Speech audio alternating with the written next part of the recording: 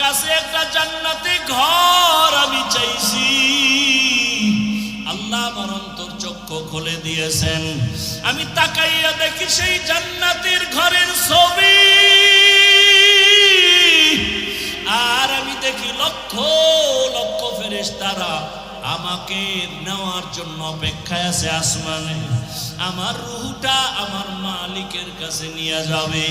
তাড়াতাড়ি আমারে মৃত্যুদণ্ড দিয়া দাও। মরণের পর্দাটা আমি ভেদ করে আমার মালিকের আমি এখন সাথে সাথে পেয়ে যাব।